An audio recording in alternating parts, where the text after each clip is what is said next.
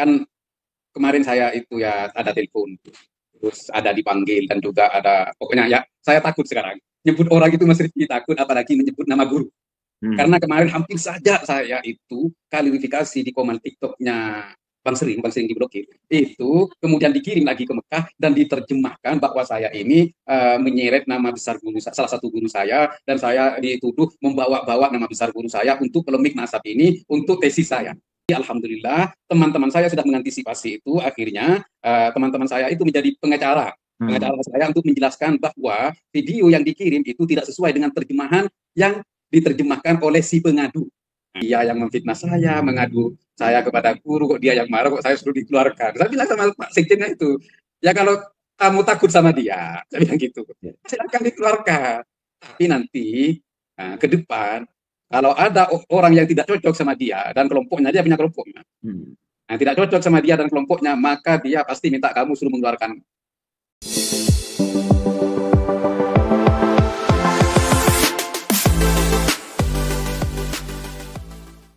Assalamualaikum warahmatullahi ta'ala wabarakatuh. Gus Ja'far Shodiq mengungkapkan pengalaman pribadinya saat ikut berkecimpung dalam urusan polemik nasab Sadeh Ba'alawi. Dan beliau lebih bersimpatik kepada pemahaman Kiai Haji Imaduddin dalam urusan membatalkan nasab Sadeh Ba'alawi berdasarkan kajian-kajian kitab literatur yang beliau tekuni selama ini. Kala itu, Gus Ja'far Shodiq langsung mendapat reaksi dari teman-temannya sendiri dan bahkan ada oknum yang seperjuangan melaporkan kepada guru beliau atas tindakannya yang ikut membatalkan nasab Sadeh Ba'alawi.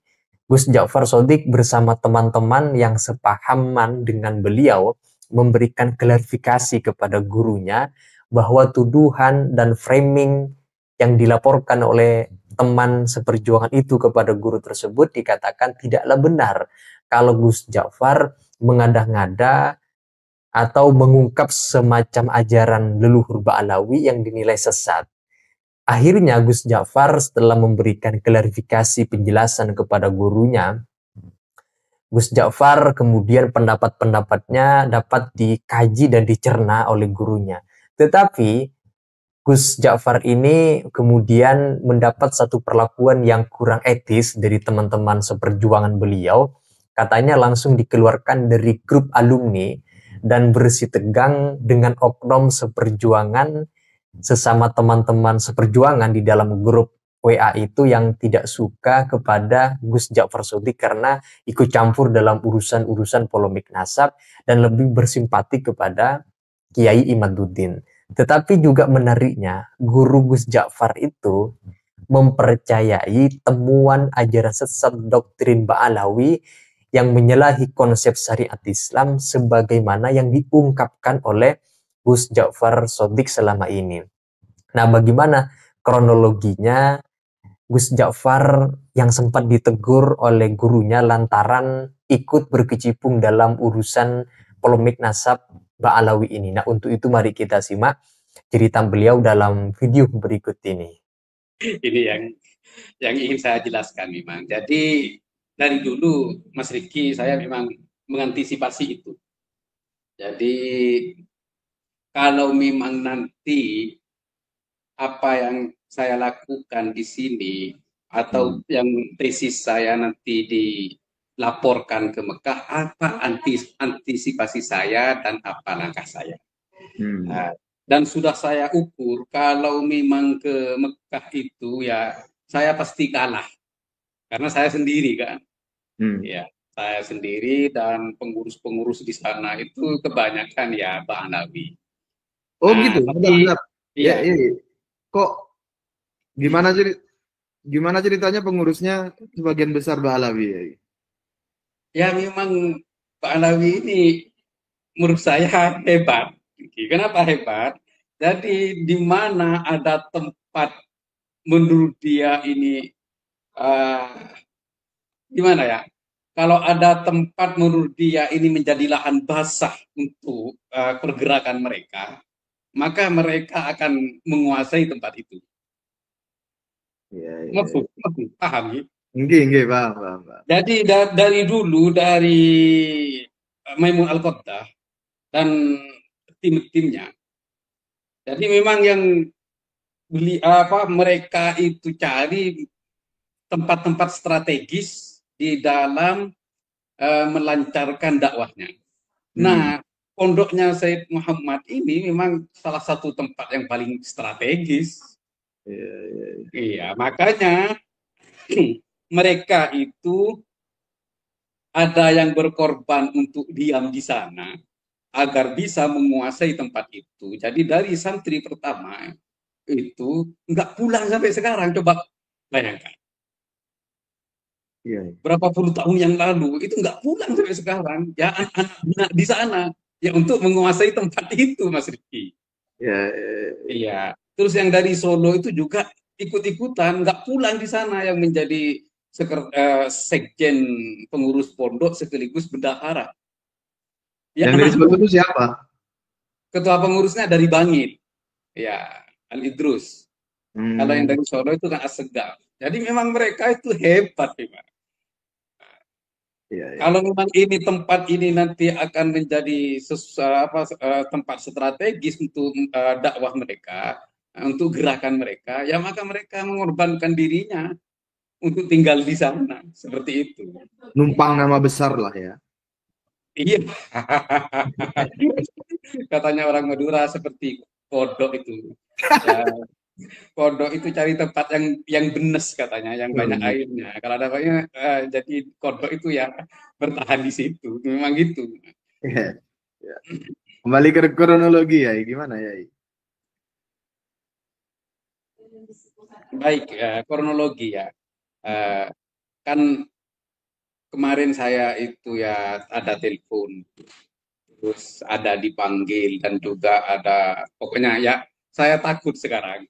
Nyebut orang itu Mas Rifki takut, apalagi menyebut nama guru. Karena kemarin hampir saja saya itu klarifikasi di komen TikToknya Bang Sering diblokir. Itu kemudian dikirim lagi ke Mekah dan diterjemahkan bahwa saya ini menyeret nama besar salah satu guru saya, dan saya dituduh membawa-bawa nama besar guru saya untuk polemik nasab ini untuk tesis saya. Waduh, hampir saja ini ada segmen kedua dalam teguran guru itu, tapi alhamdulillah teman-teman saya sudah mengantisipasi itu. Akhirnya teman-teman saya itu menjadi pengacara saya untuk menjelaskan bahwa video yang dikirim itu tidak sesuai dengan terjemahan yang diterjemahkan oleh si pengadu. Nah, gitu. Pengadunya tahu. Jenengan iya. tahu. Apanya? Pengadunya tahu. Oh iya, sudah tahu. Saya kan heran, masih saudara saya sendiri, orang Madura, iya yang mengadu itu. Kalau yang mengadu si pertama itu, ya nggak tahu. Soalnya, tapi kan begini dulu. Setelah voice itu dikirim di internal santri, ada salah satu santri yang mengirim ke saya. Asi katanya. Jadi Asi itu kan saudaraku. Hati-hati, ini ada voice teguran dari Sid Ahmad. Nah, kalau nanti ini disebar, maka yang jelas pasti di framing, difitnah, dan dijatuhkan, dicaci maki segalanya. Nah, terus saya dengar voice itu. Oh, ini berarti kan begini isinya. Marhaban ya Kiai katanya, bahasa Arab itu marhaban ya Kiai. Ya. Terus di antaranya Toyib ya Kiai Adi katanya. Nah, berarti ini ada orang yang bernama Kiai Adi yang melaporkan. Nasihati Ja'far kenapa berani menyerang para sadeh yang di sana. Wah, berarti saya ini tanpa dasar apapun seolah-olah sudah menyerang para sadeh yang disebut di situ, yaitu adalah Habib Ba'alawi. Berarti ini saya sudah antisipasi. Sebelum itu beredar, saya cari langkah-langkah untuk saya klarifikasi. Tapi sebelum itu saya menyarankan kepada teman-teman saudara-saudara sealumni, tolong jangan seret nama besar guru kita terhadap polemik nasab. Tolong. Kenapa? Karena sejauh ini Ba'alawi tidak bisa menyanggah eh, bantahan Kehimat atas keabsahan nasab mereka. Jadi kalau nanti guru saya itu diseret, guru kita ini diseret, seolah-olah guru kita ini berada di pihak yang lemah, yang sampai saat ini tidak bisa menjawab terhadap bantahan Keimat yang 12 pertanyaan itu akan keabsahan nasab mereka. Nah, dan kata saya yang kedua, di dalam polemik nasab ini di sini ada dua kubu yang berbeda. Nah, kubu habaib dan kurcaci-kurcacinya, kibin-kibinnya, terus ada kubu Wali Songo, Kiai, yang juga ada pengikut-pengikutnya dan yang percaya kepada Wali Songo. Otomatis nanti kalau guru kita diseret ke sini, maka nanti akan digoreng, akan dipindah-pindah, dan saya tidak tidak tega kalau harus mendengarkan suara guru atau video guru itu dipindah-pindah, dilempar-lempar, dan juga digoreng. Saya tidak tega dan saya tidak rela. Saya bilang gitu. Ternyata Mas Rifki, akhirnya voice itu diedar. Diedarkan heboh di TikTok, banyak yang nyari saya, di YouTube banyak yang nyari saya, bahkan di WA pun, amit-amit di WA apalagi kan gitu. Terus banyak yang datang juga ke rumah yang dari Madura itu. Ini kalau nggak dijawab bahaya katanya. Makanya saya nunggu waktu karena itu bertepatan dengan akhir sana di pondok. Jadi saya masih fokus dengan pondok, dengan imtihan, dan saya masih mau istikharah karena ini dengan guru. Pokoknya jenengan harus klarifikasi walaupun 2 kalimat, nggak harus panjang. Ini bahaya ini. Ini nanti juga ke pondok ke ini, kena semua katanya. Waduh. Akhirnya selesai imtihan, malam itu saya naik ke komarnya si Kingker pertama. Di sana saya klarifikasi. Kemudian saya naik ke komarnya sering blokir. Yang sering blokir. Saya juga klarifikasi besok malamnya. Baru di malam ketiga setelah imtihan itu, saya klarifikasi sendiri di YouTube saya. Itu. Akhirnya setelah itu saya nganter santri ke Ampel. Kan besoknya pulangan, nganter ustaz, saya nganter santri ke Ampel perpisahan itu. Ternyata ada juga di salah satu muhibbin kurcacinya Habib itu melaporkan juga di situ. Berarti selama ini tuduhan saya benar, tapi gitu Mas Rifki. Bentar ya, Saya izin potong. Maksudnya ngelaporin kemana? Yang ke guru satunya. Oh, Iya. bukan ke yang Mekah, tapi ke yang lain. Enggak Mekah juga, tapi kan saya punya 2. 4 guru di Mekah. 4. Ya. Tapi yang paling sentral itu 2. Jadi dilaporkan ke yang satunya ini. Akhirnya teman-teman telepon saya, Japri, kamu dilaporkan itu di grup cobaan. Saya kan masih fokus nganterin santri. Masa iya sih, dia bilang gitu. Teman-teman saya sendiri dan juga masih saudara. Saya tahu orangnya. Kemarin itu setelah acara Qol Sayyid di Malang, memang dia Japri saya debat. Bahasa Indonesia, bahasa Arab, saya ladeni. Bahasa Arab, bahasa Indonesia saya ladeni, ya bahasa Arab saya ladeni, tapi bahasa Inggris bahasa Inggris saya nggak tahu.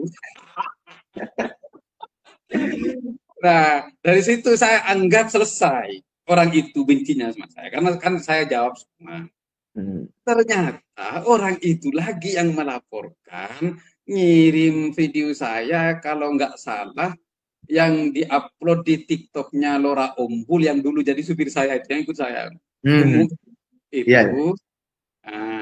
terus dikirimkan ke Mekah, diterjemahkan bahwa saya di dalam video itu menyeret-nyeret nama besar guru saya. Ya marah. Akhirnya ya karena guru saya itu nanya, untungnya masih nanya di grup kepada teman-teman, benarkah apa yang disampaikan Ja'far di video ini sesuai dengan apa yang disampaikan oleh si pengadu. Dia jelaskan. Akhirnya ya teman saya dari Sumeneb, dari Sampang ke Tapang itu turun tangan semua menjelaskan apa yang sesungguhnya.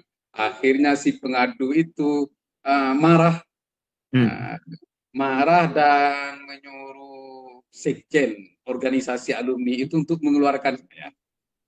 Saya bilang, mengeluarkan dari organisasi alumni, dari organisasi bahkan dari grup WA.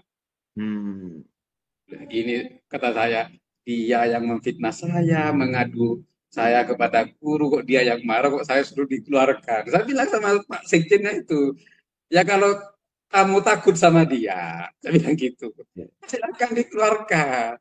Tapi nanti ke depan, kalau ada orang yang tidak cocok sama dia dan kelompoknya, dia punya kelompoknya, tidak cocok sama dia dan kelompoknya, maka dia pasti minta kamu suruh mengeluarkan santri tersebut. Ya bukan tambah besar organisasi ini, akhirnya mengecil karena setiap orang yang tidak cocok sama dia pasti minta disuruh dikeluarkan. Iya, begitu Mas Riki. Kan aneh kata saya, dia yang mengadu, dia yang menyerang, dia yang memfitnah, kok dia yang marah? Karena ketahuan bohong ya.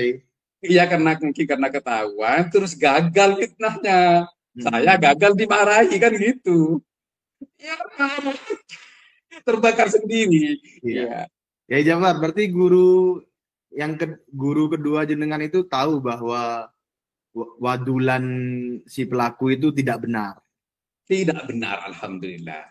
Iya. Ya berarti tahu kan guru jenengan. Oh, ya. Dan juga itu minta apa yang saya tulis dari hurufat itu. Beliau. Terus akhirnya si teman saya yang Sampang itu mengirimkan itu semua. Bahkan kemarin itu karena saya sibuk, jadi Kiai Galib itu menerjemahkan buku hurufat itu sebagian diterjemahkan dengan bahasa Arab dan dikirim oleh teman saya yang Sampang itu ke beliau. Apa jawabnya beliau? Jawab guru saya yang satunya itu, wallah musibah, katanya. Musibah? Iya, wallah ada musibah.